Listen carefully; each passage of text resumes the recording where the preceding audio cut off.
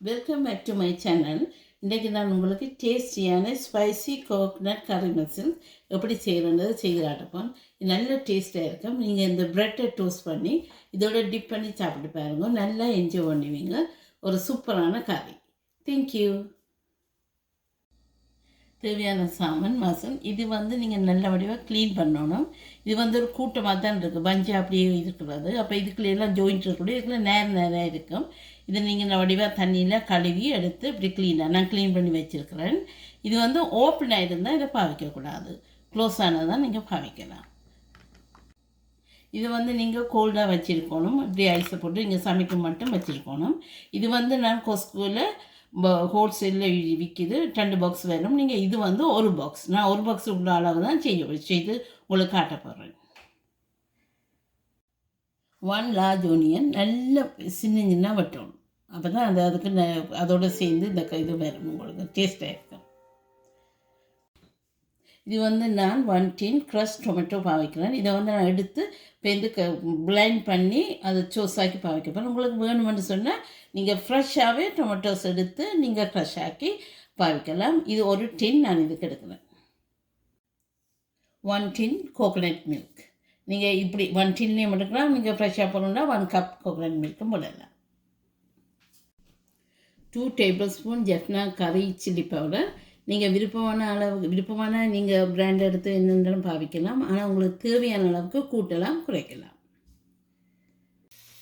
இந்த oil heat ஆகிட்டு நான் ஒனியனை அதில் போட்டு ஃப்ரை பண்ணுறேன்.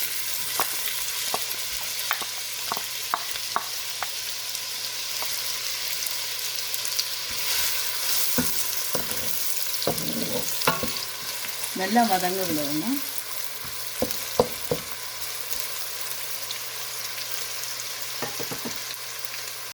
இப்படி வதங்கி வரைக்கு நீங்கள் சோல்ட்டை ஆட் பண்ணலாம். தேவையான அளவுக்கு சோல்ட்டை ஆட் பண்ணலாம்.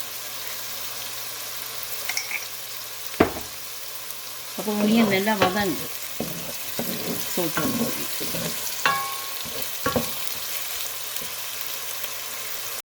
ஒனியன் போட்டு 2 minutesஆல் நீங்கள் ஸ்பைசி சில்லி பவுடரையும் ஆட் பண்ணலாம். இது போட்டிங்கன்னா நல்ல ஃப்ளேவராக இருக்கும். அதோட சேர்ந்து ஒனியனோட நல்லா செய்யணும். இதில் போட்டுங்கன்னா இப்படி வதக்குங்க. அதையும் போட்டு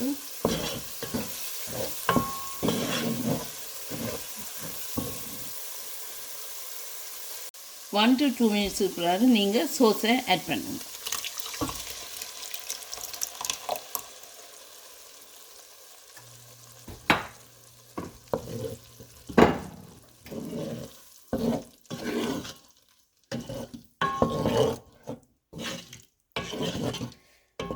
சோஸை கொஞ்சம் கொதிக்க விடும்.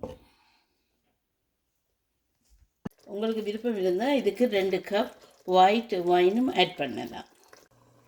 இதுக்கு நான் வைன் ஆட் பண்ணல, நான் இதுக்கு தண்ணி ஆட் பண்ணினேன். அதான் இது கொஞ்சம் லிக்விட் பாருங்க. தண்ணி ஆட் பண்ண, வைன் ஆட் பண்ணாதாக்க தண்ணி ஆட் பண்ணுங்க.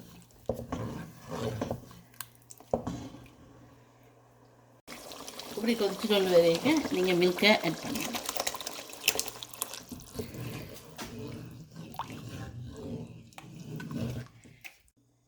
கோகோனட் மில்க் ஆட் பண்ண அப்புறம் இதை கொஞ்சம் கொதிக்க விடணும். இப்படி கொதிச்சு கொண்டு வரைக்கும் நீங்கள் மசாலா ஆட் பண்ணணும்.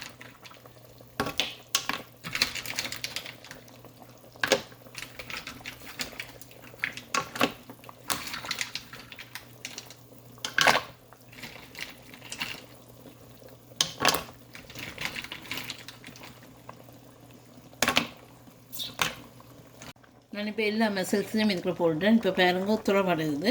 இனி நீங்கள் லோ ஃப்ளேமில் விட்டுட்டு ஒரு 5 minutesக்கு அப்படியே மூடி விடுங்க.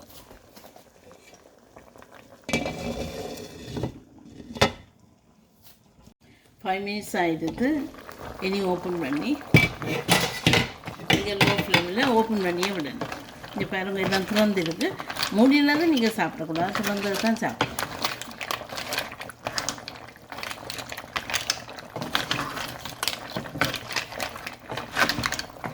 இன்னும் ஒரு 2 minutesக்கு லோ ஃப்ளேமில் விடணும். நான் கிரேவி கொஞ்சம் கூடுதலாக செய்திருக்கிறேன். நான் வந்து ப்ரெட்டை போட்டு டிப் பண்ணி சாப்பிடக்கூடிய மாதிரி இருக்குது. நீங்கள் உங்களுக்கு குறைய வேணும்னு சொன்னால் நீங்கள் உங்களுக்கு அளவுக்கு ஏற்ற மாதிரி தனியாக குறைக்கலாம். இப்போ ரெடி மசில்ஸ் கறி. நாங்கள் இப்போ அடுப்பு ஓஃப் பண்ண போகிறேன். ஓஃப் பண்ணிவிட்டு இனி நாங்கள் இதை சாப்பிடலாம்.